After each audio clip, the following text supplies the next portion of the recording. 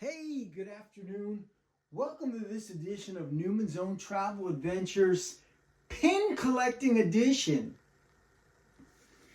Now, you may be a beginner, you may be advanced, you may be an expert.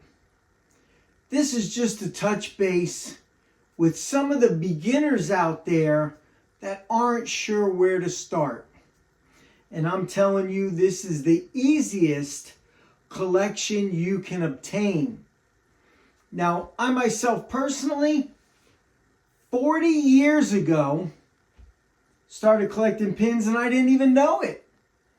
I would go to some of the Hard Rock cafes around the United States, and every time I went to a Hard Rock cafe, I'd collect a pin.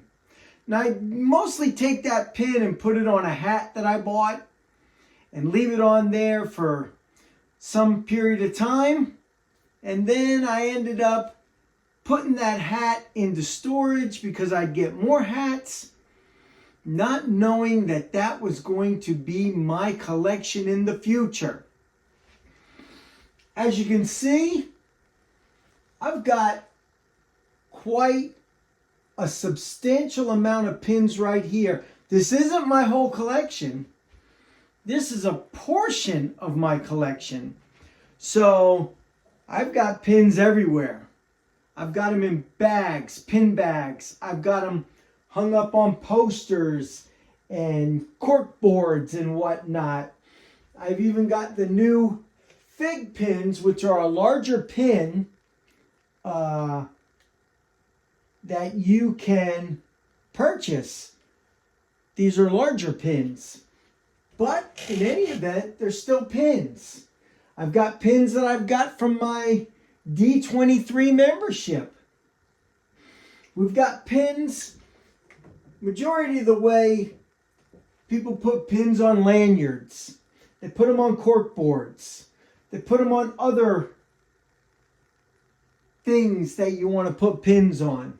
So depending on how you start, pin collecting is a simple and easy thing you might not even know you're doing, like I didn't know in the past.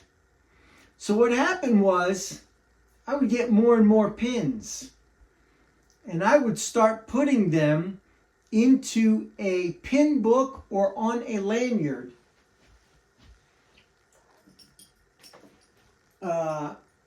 So I'll show you. This is a Disney Cruise lanyard. Okay? So I've got several pins on here, as you can see, from just, this one's the Pesky Parrot. It's on the Oasis of the Seas.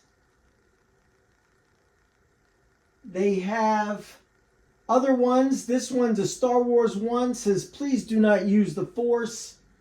This one's pretty cool. Not all those who wander are lost, but I am. So, different pins for different lanyards.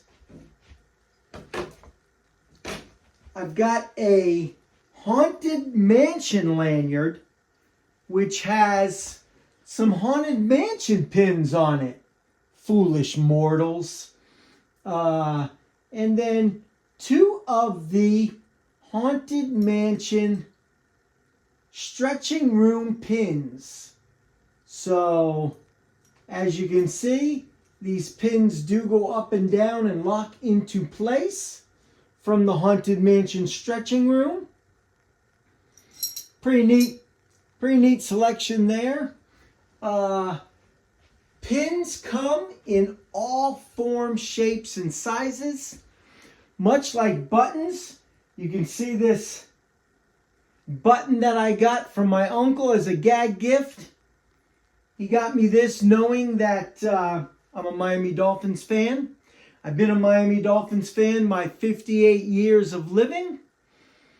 And he gave me that as a gag.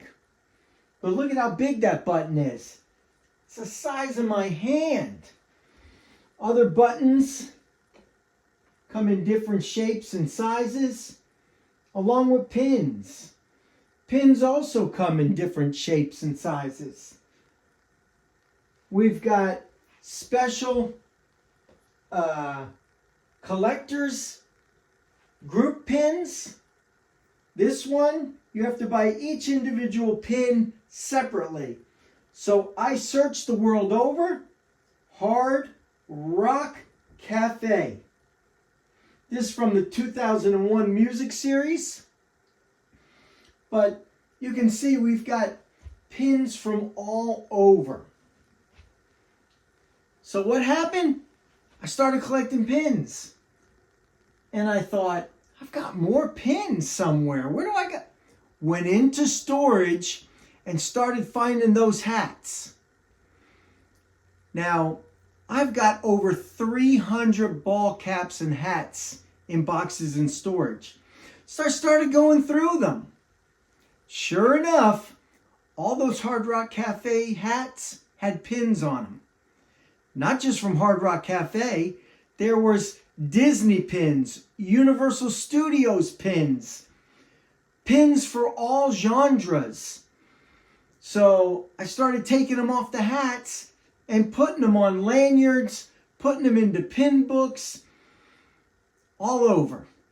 So this is just an idea. We're going to start bringing you a series, pin collecting series, to show you all different kinds of pins. So stay tuned, like and subscribe. We're going to give you these pin series. Give us a big thumbs up.